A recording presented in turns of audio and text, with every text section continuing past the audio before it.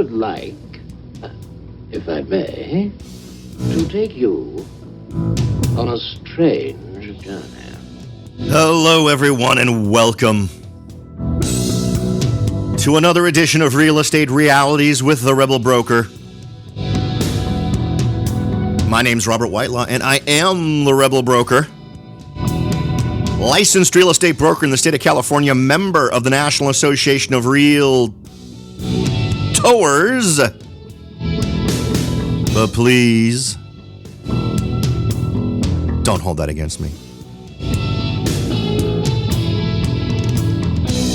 Happy Wednesday, everyone. Well, here we are, first week of 2017. Seems like just yesterday it was 2016. And in this first week, I'm delivering on what was one of my goals for 2017, to at least stick my toes in the pond of bringing in some great interviews to the show. This is something I'm hoping to do more of. To be honest, it's more difficult to find times that work for everybody than anything else. But this first one, I think, is pretty freaking awesome. Now, I've obviously teased this one before. Well, okay, if teasing were to tell you exactly who I was interviewing, I guess that's not much of a tease. But the first interview for the show is Francis J Greenburger. If you want to Google him, you'll see all kinds of stuff relating to real estate. And he has a book called The Risk Game. And a while back, his folks reached out to me and asked if I would be interested in interviewing Mr. Greenberger. And I don't think I'm selling things short if I say I get tons of requests from folks to get interviewed on the show. Sometimes they're selling something. Sometimes it's a book. Sometimes it's other things. Oftentimes it's not a great fit. To be very honest, I've actually got several folks who've reached out to me over the past few months that would make probably very good interviews that I'll be reaching out to hopefully set them up for interviews as well. But to have a multi-billion-dollar real estate investor contact me to be on the show, I got to admit, it was a bit of a surprise. And I'm jazzed to be able to bring to you the interview that we did a little while back. I'm going to give it to you pretty much in its entirety, but I just wanted to give it a quick intro. At the end of the interview, there will be an opportunity for a cool little bonus for you listeners, so make sure to stay tuned for that. But with no further ado, let me hand it over to my younger self interviewing Francis J. Greenburger. So here we go. So Francis J. Greenberger is the founder and CEO of Times Equities Incorporated, a multi-billion-dollar real estate investment and development company, as well as chairman of Sanford J. Greenberger Associates, a literary agency representing some of the most successful writers of our time. He is the founder of two important not-for-profit organizations, the Omni International Arts Center and the Greenberger Center for Social and Criminal Justice. He has served on the boards of over 15 nonprofit organizations for the arts, education, and criminal justice reform. Greenberger is also an active tennis player and skier, political cheerleader, and loving father of 4 children, each taking their unique journeys through life, according to his bio on Amazon.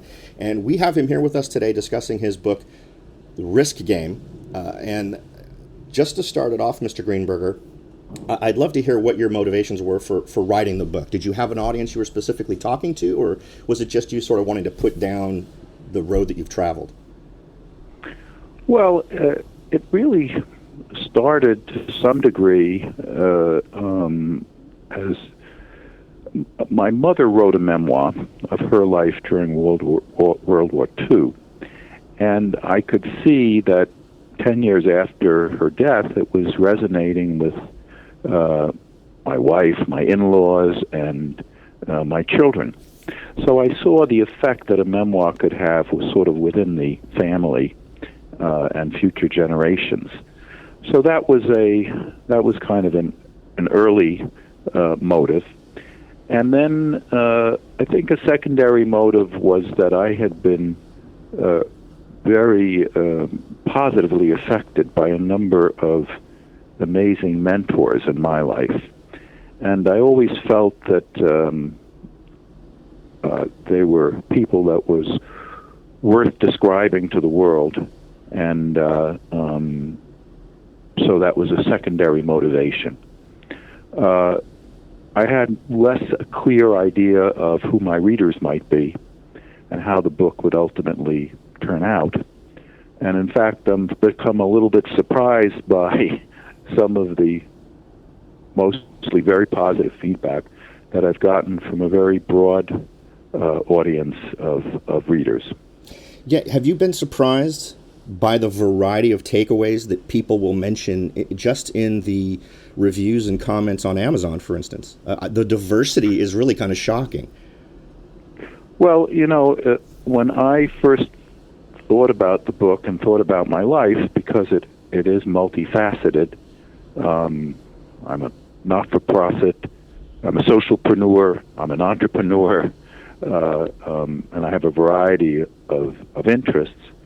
I realized that there are people that could find certain aspects of my life more interesting than others, and that people would identify with different parts. So it's not quite as surprising as it might be, but interesting nonetheless. Now, and to sort of jump into the earliest parts of the book, you were your father's bookkeeper when you were under the age of 12, is that right? That's correct. So developing comfort with managing numbers was a big deal. And I don't want to give away huge parts of the book, clearly. I want folks to read it because I think there's so much to take away. But I'd love for you to tell the story of what you did when you were 12 in terms of renegotiating his contracts. Well, I started coming to his office after school, and early on he was just looking to occupy me in some way. So he said, well, why don't you try to enter these things, in those days we had manual bookkeeping. Sure. Enter these things in our books. So I did it, and he was surprised that I was more capable than I guess he initially thought, and eventually it sort of turned into a real part-time job. And slowly I became more involved in understanding his different business affairs. And in one case, one of his most important clients, I realized was paying him a very, very low fee. And I went to my father and said, look, because the business was struggling. My father was of modest circumstance, and the business wasn't making that much money. I said, we're only being paid $300 a month by this important client, and we do a lot of work for them, and we really deserve to earn more. And he said, well, my father was not very practical when it came to money, and he said, well, it's steady money, we get it every month. And I said, look, we're scraping by here. And he said, okay, well, I'll ask him for a $50 a month increase. And I said, no, that's much too little. And I asked him to let me talk to the client. And eventually he sort of said, okay. And I then went to the client who I had met, and he was a very, very nice man who became very important in my life later on, and explained our circumstances to him. And he ended up increasing our fee fivefold to $1,500 a month, which was, life-changing for us. Sure. Well, and you also ended up traveling to Europe to make that negotiation, didn't you? Well, that actually occurred a little bit later, but I did travel. My first trip to Europe really included visiting this same client in Germany, and then actually later meeting up with him in Greece. And he became a mentor to me and an important figure in my life. See, and Mr. Greenberg, that's just one of the amazing elements of your story that's so multifaceted that I think people grab onto. For me, it wasn't just, wow, okay, here's a savvy kid who saw a shortcoming in how his father was running his business and tried to address it. We're talking about a 12-year-old boy in an adult's world taking on adult topics and going and standing on the same ground as they are and not being intimidated by it. And you stack all of those things one on top of the other, and it's easy to see the correlation between those those very early acquired skills in your life that then fed into your success later. This has been a theme throughout your whole book, as I can see it, is a rejecting of conventional wisdom, not just consciously, but almost as a matter of natural reflex. Well, I think intuitively, I like to find different approaches, different answers, different solutions to the problems that I come against, or to business opportunities than everybody else is doing, and there are two reasons, I guess, for that. One, it just sort of it makes me feel good if I can think a little better than the average bear, or differently than the average bear. Sure. And also the business the opportunities and the margins when you innovate or look at things differently than the broad market are usually much greater. When you do the same thing that everybody else does, and you're competing sort of in a generic marketplace, margins are thin because there are lots of competitors. Right. But if you look at things differently than other people, of course you have to be right, but if you are right, the margins are much, much bigger and you have a greater opportunity. Right. Now, you're also a pioneer in an area that I've talked about on the show probably for I don't know how many years now, but this idea of looking over the horizon, anticipating things that are coming, not from the standpoint of I'm going to roll the dice or I'm going to throw a dart at a map, but understanding the migration of, I don't know what you want to call it, the migration of growth neighborhoods. And one of the things you identified early on was businesses, commerce, follow the artists.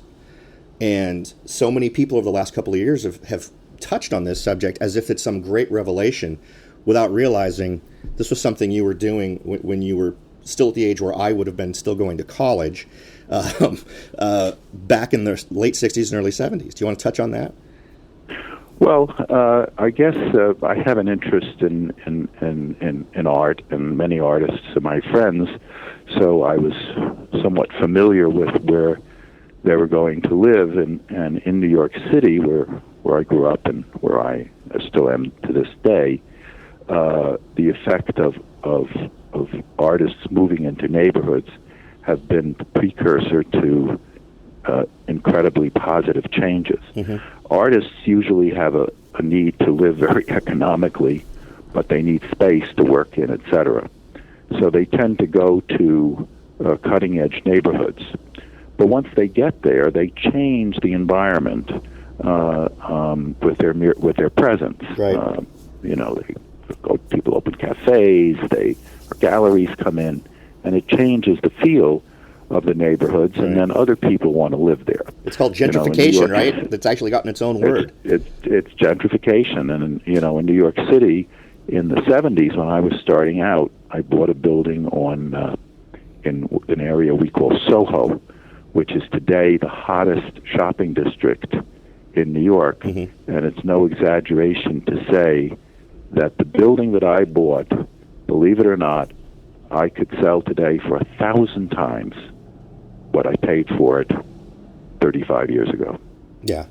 Well, and the great thing is one thing I've also enjoyed in reading your book is there's also clearly, you have a foundation of an ethical, moral, wanting to do good for the community element to what you do, sort of defining this idea of I'm successful, I make money, but I'm enriching other people as well. And I think a perfect example of that is your efforts in co-ops in the 70s and 80s, where you were able to put together, well, I don't need to tell the world, you can tell it's your story, but these opportunities for people where people were very suspicious of you at first, but then when everything was said and done, these people suddenly owned property that was worth, in some cases, 50 times what they'd paid for it.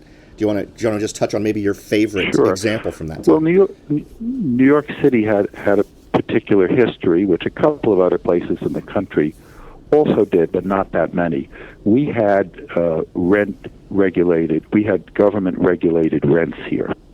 And for many, many years, the politics of housing were such that they didn't allow owners to have any rent increases. Mm-hmm. And that went on literally for 30 years. So a lot of the housing in New York was virtually bankrupt as we got to the end of the 60s.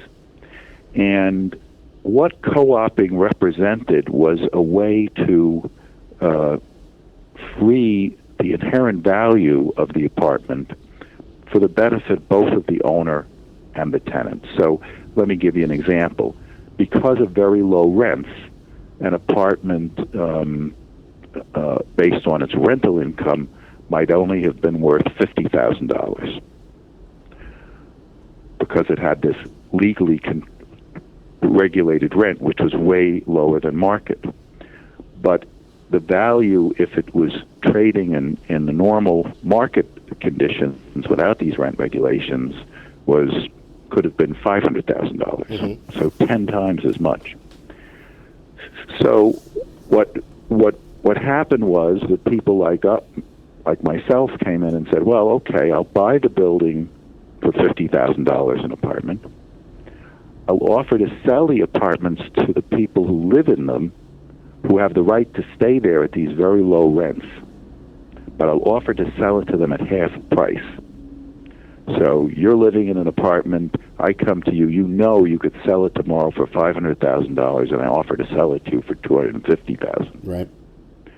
Now your carrying costs will go up, but you have a chance overnight to put $250,000 in your pocket. And that was the story of the special conditions that had been created in New York, and why I was able to launch a very successful business taking rental buildings that had a suppressed value, sharing the upside with the occupants, and freeing them to their true market valuations. And basically you're able to, and that's basically the difference between best price and best terms, right? Maybe as it exists today as a rental property, the price isn't going to work because of those regulatory things that are in effect that are going to prevent you from doing it. But by reimagining it and sort of changing the terms, you're changing it into a different kind of property, and then you're able to make money for yourself and for the folks who are already there. Exactly. And everybody wins. Exactly. Yeah. Now, and actually, people were able to buy it with zero deposit. They didn't have to have any down payment, because the banks looked at it and said they knew the apartment was worth $500,000. Mm-hmm. So even if they lent the purchaser 100% of the $250,000 I was selling it to them for, it still only represented 50% of market value, right? Which was less than they would lend somebody who walked in the door who might borrow 75%. So people had an opportunity to step into home ownership even though they had zero down payment. Yeah. Now, and I want to make sure to calibrate everyone who's listening to the fact that we're talking about a New York that's very different from the New York of today. A lot of folks aren't old enough to remember that there was a time when New York was ground zero for not good stuff in terms of just desirability, and Times Square was a completely different place in the early 70s. So you need to understand that this isn't so much a history lesson, although it is. It is also a look into what you can apply to any area that's having a problem of one kind or another. All you have to do is try to spot those opportunities, as Mr. Greenberger did when he was doing it in the 70s. It's something you could do today absolutely in any other market that's experiencing some kind of a downturn, right? Does that sound like a fair assessment, or am I going too far? That's absolutely correct, and frankly, we not only do it throughout the United States, but we even do it internationally. As an example, I began buying real estate in Canada in the late 90s because they were going through a very, very long recession, and properties were priced incredibly low. Mm-hmm. I did a similar thing in Berlin in the around 2002, 2003. And currently, we're doing it in Holland, where they've had a long, difficult recession. And what happens in these times is not only do properties get repriced on a very low basis, but because a lot of people, unfortunately, have lost value in their buildings mm-hmm. and lost money, banks often get left with properties because owners can't afford to pay them. Sure. Those banks stopped lending money, so it's hard for people to buy properties because there are no banks lending, and banks are actually trying to get rid of the properties they have, not adding to them. Mm-hmm. So when you go into those markets, and if you have outside financing sources, sometimes you can buy things at very, very heavily discounted prices. And that's what, for instance, we've done in Holland in the last year. I think we've bought 20 or 25 buildings on that basis. Now, what was the first nugget that came along that made you think, I need to look at Holland? What was that moment or piece of data? Well, it was actually one of our senior acquisition people here, knowing that we do think internationally, and at that point had properties in Canada and Germany, was looking around Europe at some of the trouble spots, and he was actually looking in Spain. But when he got more into it, he realized that even though Spain had gone through a very severe recession and real estate crash, it was very difficult to access properties there, and banks were not selling them at discounts. They were holding on to them.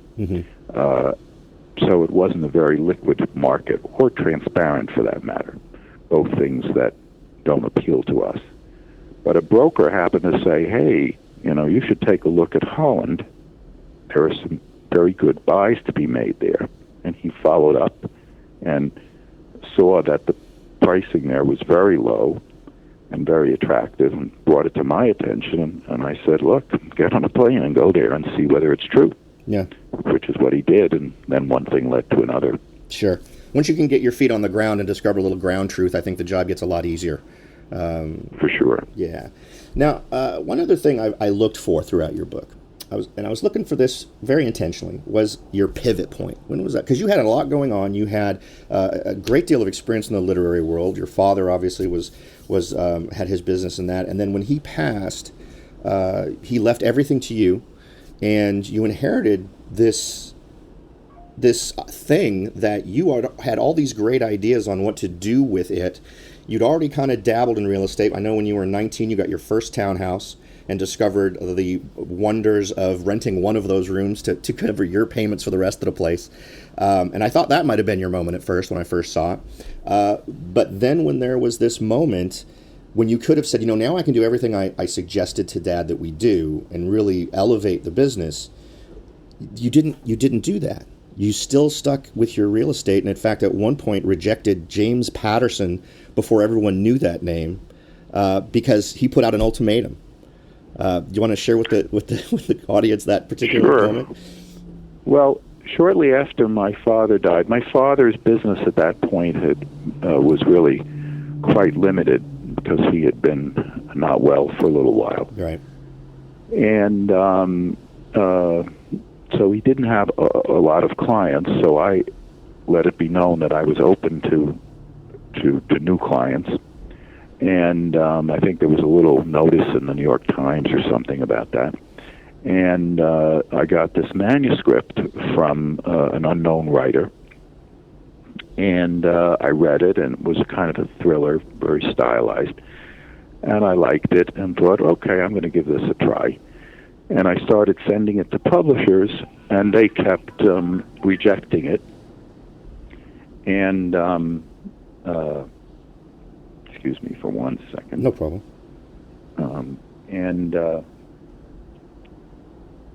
I ran through, I forget, 25 publishers. I think 37 was the number I recall from your book. Well, around 25 or 28, an editor said, if he rewrites it, maybe we'll consider publishing it.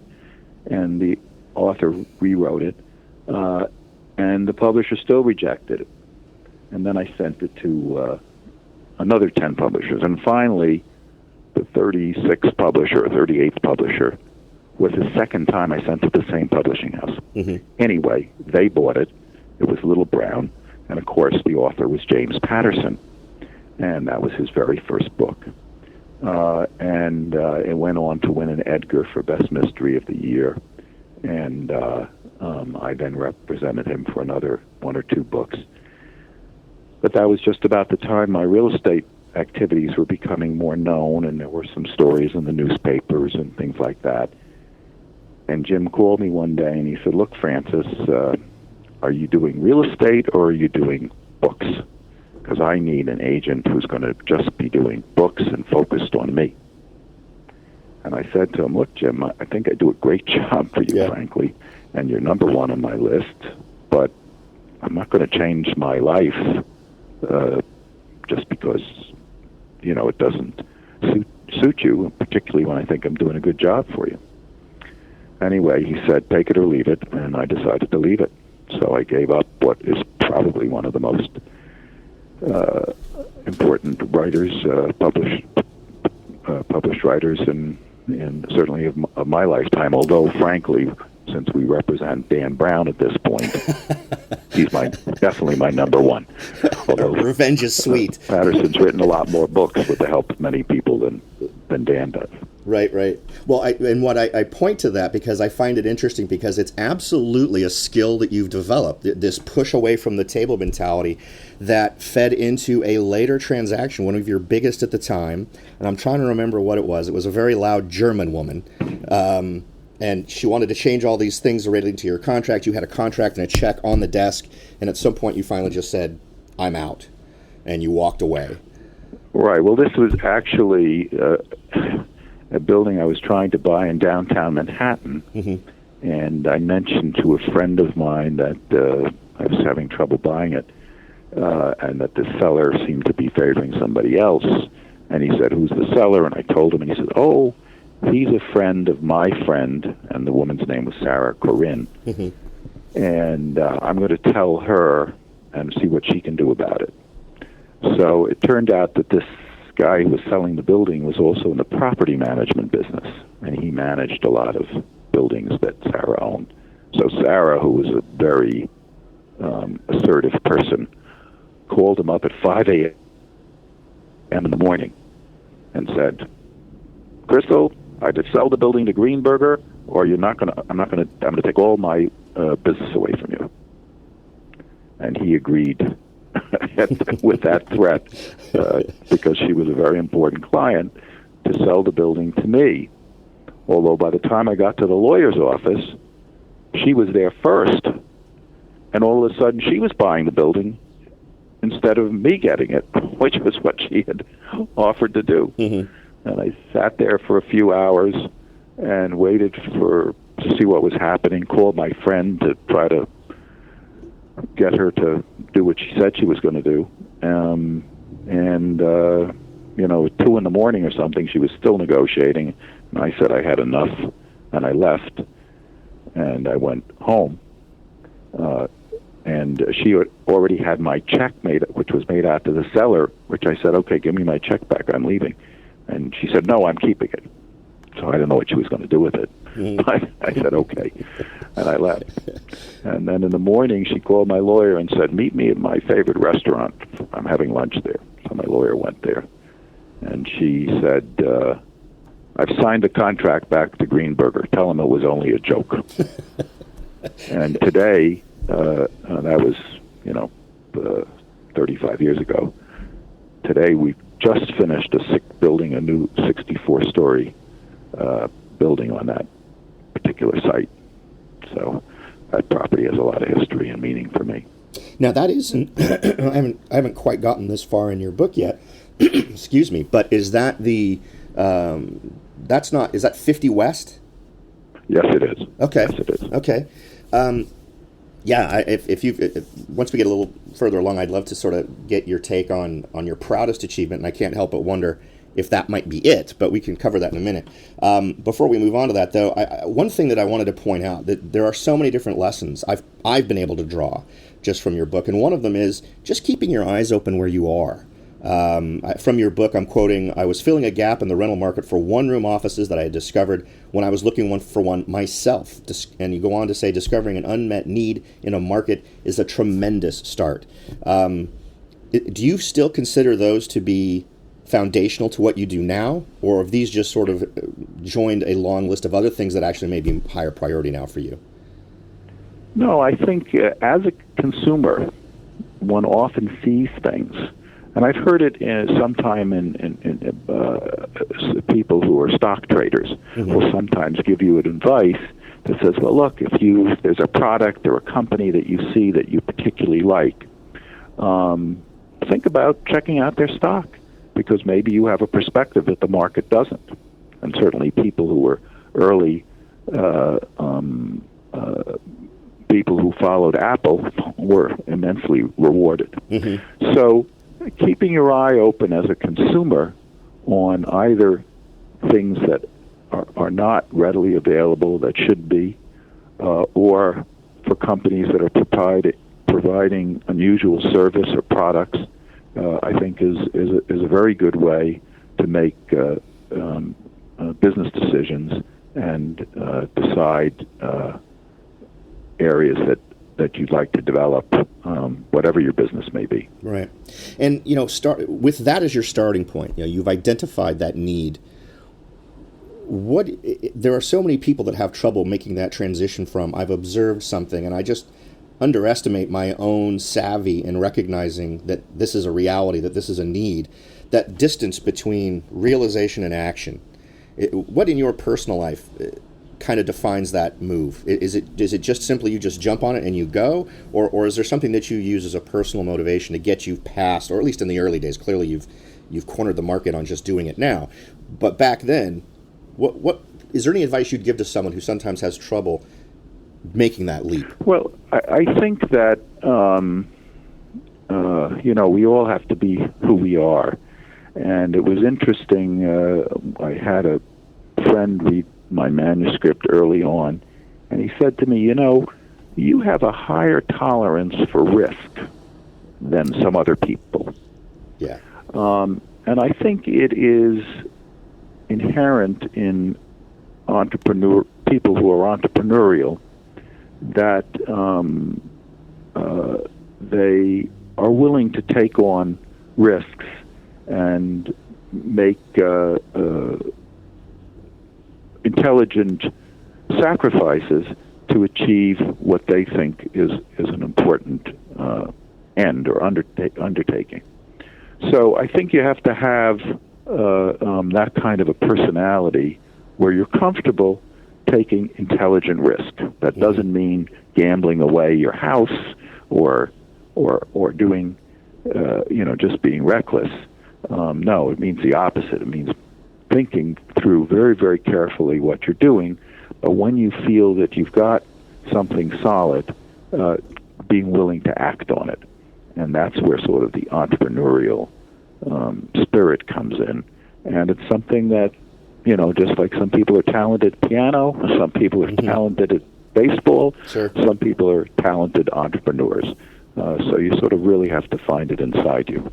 And what's most interesting about that is in reading some of your exploits, it's your part of the transaction that really impresses me the most is your ability to manage the risk. It's not as if you're saying, I'm going to put on that blindfold and jump off the cliff. It's, I'm going to engage in this co-op deal where I'm going to give myself a window of opportunity, and if things fail, it's not going to cost me anything, but if I succeed, it's going to make all kinds of money for all kinds of different people.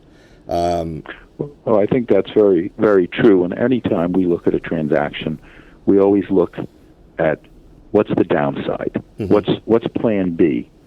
Plan A works. That's great. But if it doesn't, what's going to happen, and how can we mitigate a negative outcome? And if it's too risky, then of course you don't do it.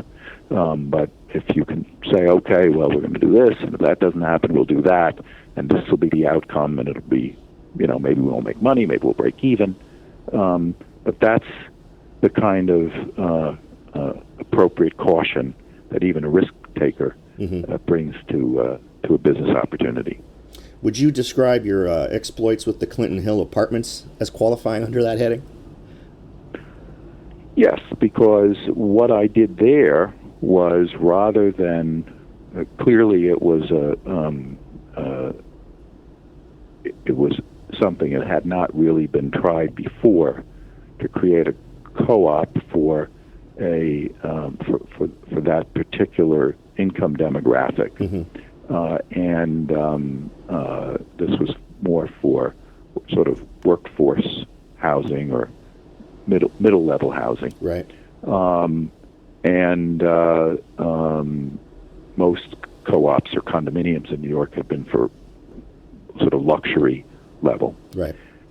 And but what I did there was I negotiated instead of buying the complex, I negotiated with the seller, who was very, very highly motivated and didn't have that many buyers, to give me an option to buy it and allow me to prepare and present my plan to the tenants and get buyers lined up before I had to commit to buy the property. And I actually used that another time. I've used it several times, but another very, very large transaction that we did, there's a complex in New York City called Tudor City, which has about 3,000 apartments in it.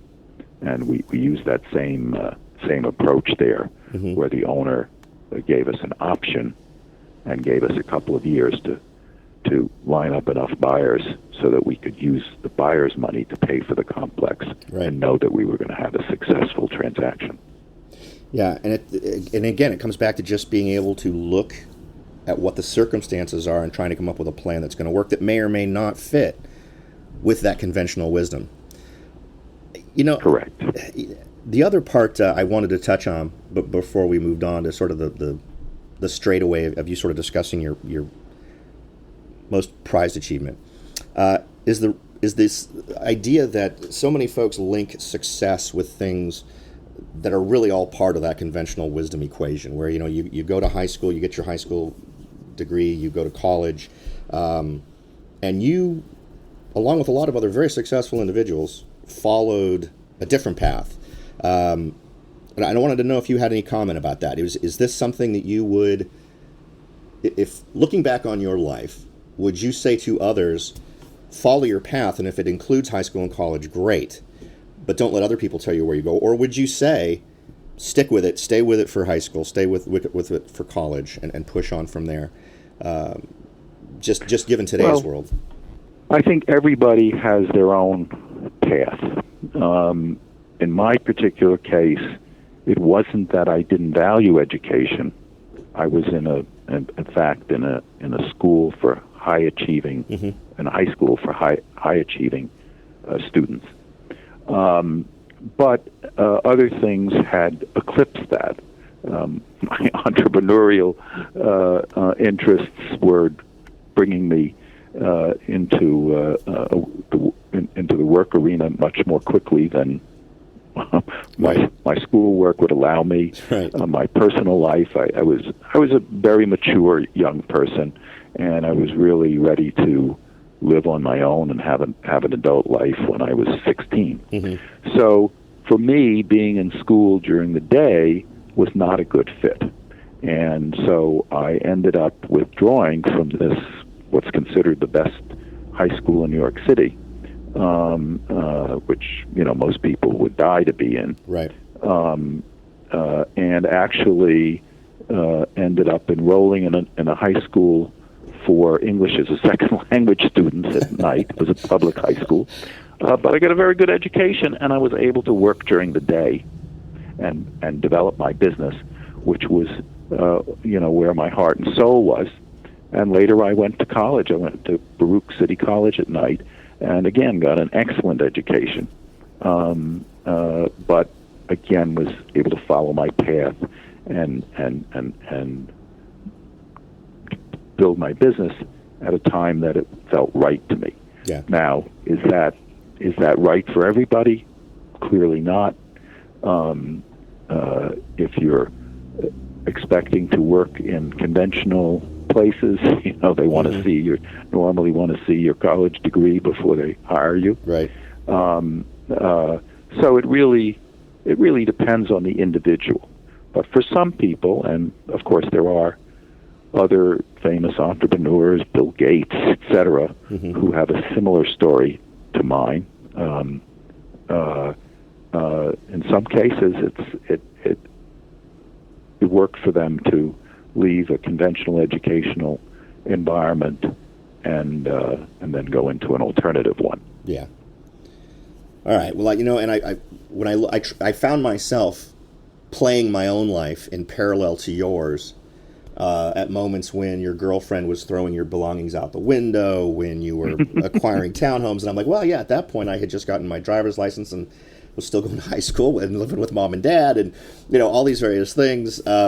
It was a shocker. And one thing that kind of occurred to me at the time was, and you may disagree with me on this, there also seems to be sort of a generational issue now. A lot of folks who I meet now are very aspiring entrepreneurs.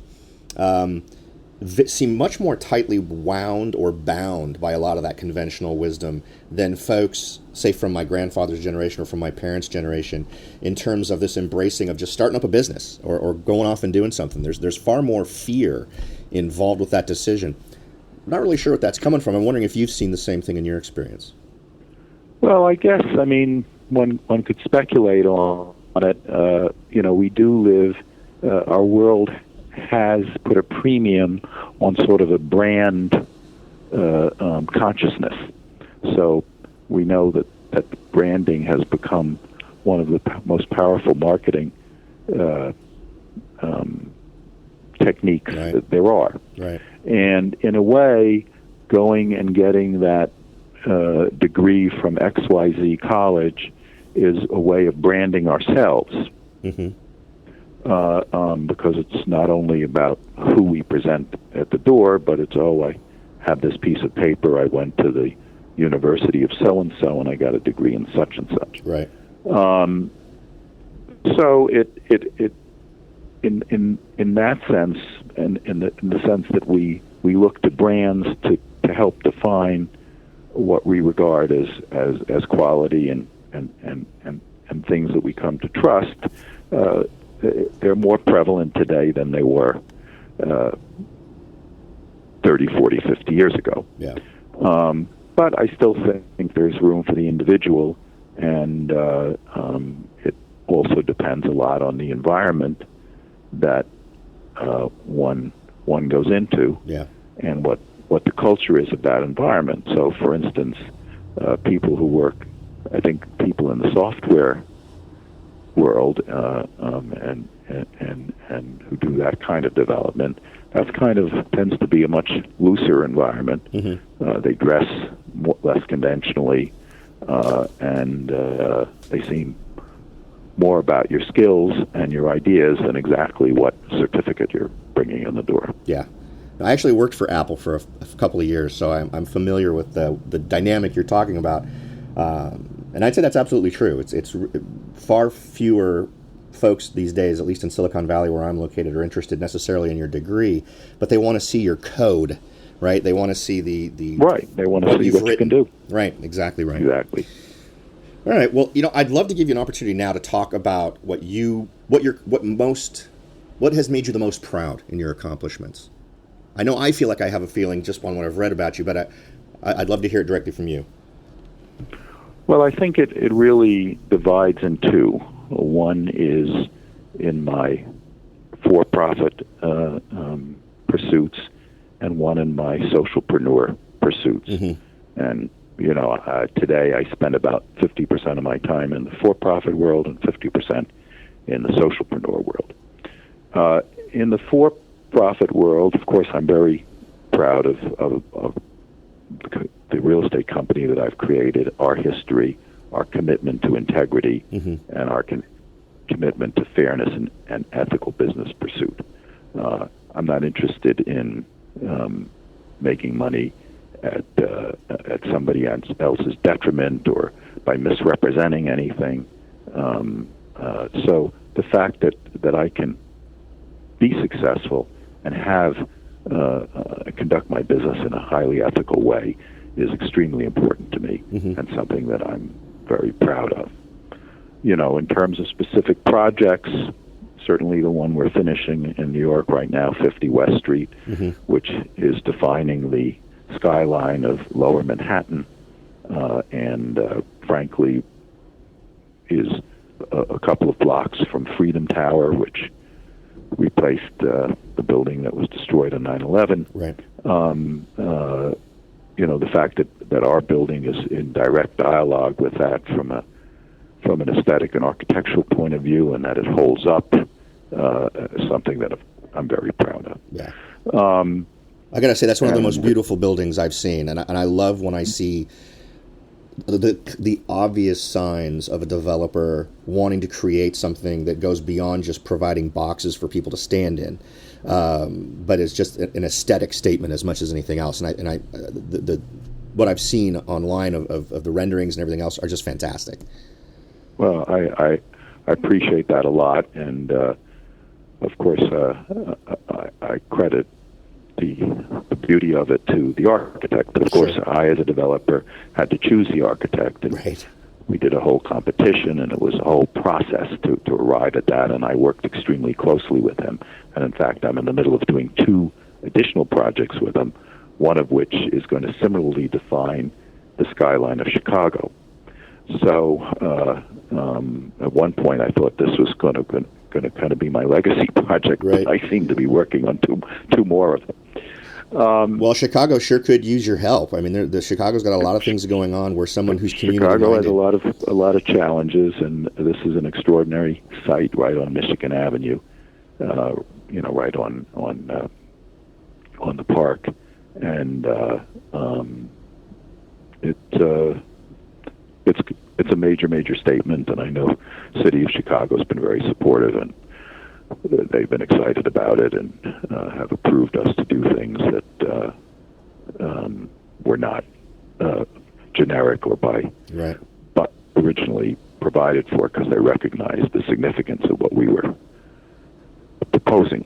Well, that's good. It's oftentimes you'll find that the folks in charge don't often recognize when someone's trying to uplift an area, and it's just good. It sounds like they get what you're trying to accomplish there and are willing to support it.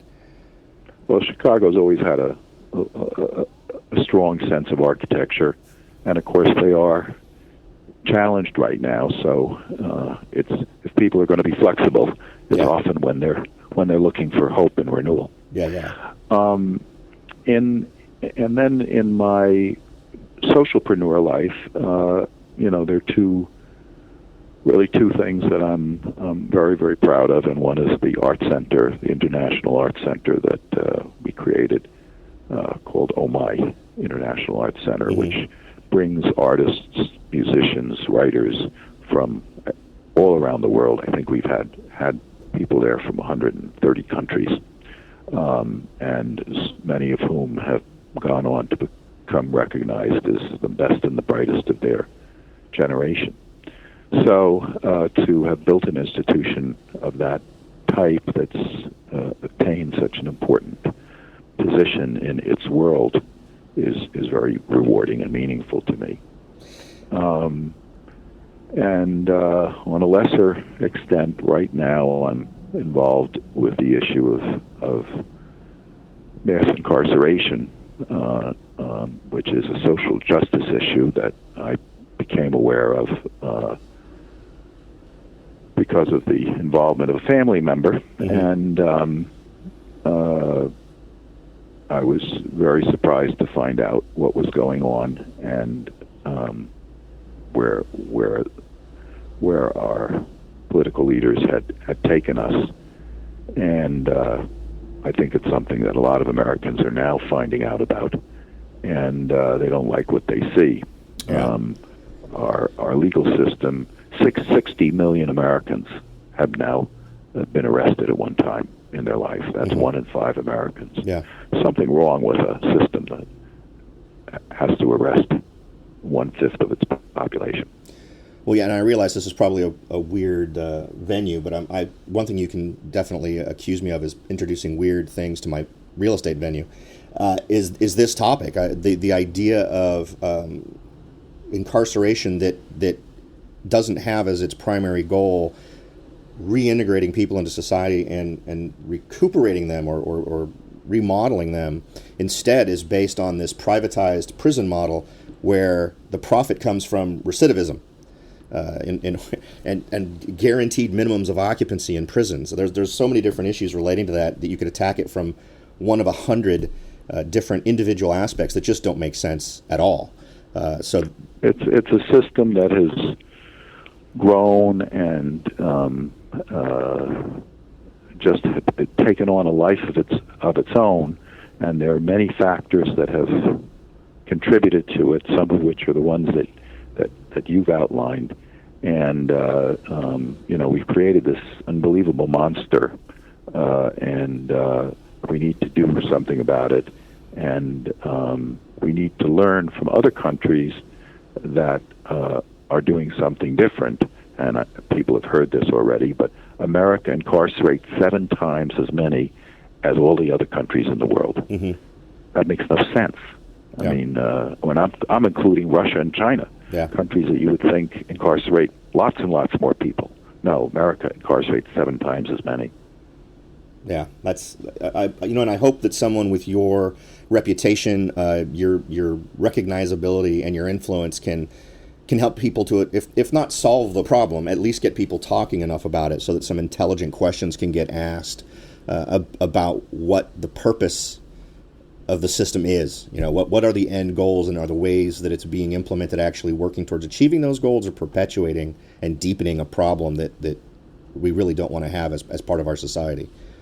Well, that's exactly what we're trying to do. So I appreciate your openness to hearing about it. No problem. I'm open to just about anything, much to the confusion of my listeners who frequently tune in for real estate and end up hearing about something else entirely for the first half of the show. Now, I'm going to go ahead and wrap it up, but I wanted to make sure everyone knew that you graciously consented to providing 4 autographed copies of your book, which I'm going to be distributing to some listeners, and we'll figure out a way for folks to jump in and throw their hat in the ring to get a copy of that. I wanted to thank you for taking the time out. I know you're a very busy man. You've spent nearly an hour with me, which is far more than I could have hoped. And thank you so much for sharing your thoughts on your book, on business, and on a prison system that needs some work to be done as well. Well, Robert, it's been a great pleasure, and thank you for your questions and for talking with me. You bet. It's been a pleasure. Take care. You too. Bye-bye. Well, there you go, everyone. That was my interview with Francis J. Greenburger. You can probably tell I am not an accomplished interviewer. I definitely took it where I thought would be most interesting for you in terms of hitting on the various things that I came across in his book that I thought taught some very valuable lessons. In listening back to it myself, I know I make reference to certain projects that he worked on without really getting into much detail about the projects, primarily because those weren't the important takeaways. His responses really made it clear what he was trying to accomplish. And the thing I'm really excited about in terms of this interview is how much you can get out of this book based on using it as a template of ideas as opposed to a specific set of things to do. Clearly, these are things that he did in New York when New York was a very different town. But man, some of the mindset, habits, just things that he has embraced or developed over his career have really made him the amazing real estate investor that he is today. And I love that he has sort of staked this moral ground that he is very much dedicated to and works towards it. And I think having that kind of an element in your life, no matter what form it takes, is absolutely valuable. It gives him something, I think, above and beyond what a lot of people use for motivation to accomplish different things. And I think that's something all of us can learn from. And I'll tell you, one of the big things that helped me figure out what I wanted to do in 2017, I got from reading his book and from having that interview with him. I thought it was fantastic. So, as promised there at the end, we do have 4 copies of his book, all autographed by Mr. Greenberger himself, and I will be giving them out to 4 listeners. And the plan this time will be to have a window of opportunity for folks to get in contact with me to put themselves into the hopper of folks that will get drawn from to get these 4 hardbacked hardback autographed copies of Mr. Greenberger's book, Risk Game. So how do you do it? Well, what I'd like you to do is head on over to therebelbroker.com. And if you truly love me the way I think you do, you'll go ahead and click the red button at the top of the page and take the survey. You'll use the same email address both times, answer a handful of questions, and then you'll be there all set up, and you will have helped me. And you also will have put yourself in the drawing for a $50 Amazon gift card that we're going to be drawing this Friday. But that's not what's going to get you in the drawing for the books. That's just a little bonus, a little something I'm hoping you're willing to do. In order to get the book, what I would like you to do is, again, go to therebelbroker.com, click on the email me menu item there, or the contact me, whatever I've named it. Go in there, and in the comment section or in the message section, please enter Greenberger book or Risk Game, and then your mailing address. And from all the folks who do that, I will pick 4 of them, and I will then send you a copy. And I have 4 to give away. So please do head on over to therebelbroker.com, click on the link to send me a message, give me your name, give me your address, and simply say, give me the Greenberger book, Risk Game. And from the folks who respond, let's say we'll close this off on, let's see, I know I have several listeners who usually go a couple of days behind. Let's go ahead and say we'll close the doors on this one on Saturday at noon Pacific time. That should give everyone plenty of time, and then I will drop those bad boys into the mail for those winners next week. All right, folks, man, I sure hope that this one has been worth your time. I know it was more than worth my time to interview Mr. Greenberger and to read his book. There will be a link to his book in the description of the show, so feel free to buy it unless you're planning on winning it. And if you don't, you can still go to my website, purchase it, and just take advantage of this man's decades of experience in the wide, wonderful world of real estate. Thanks again for listening, everybody. I'll talk to y'all next time.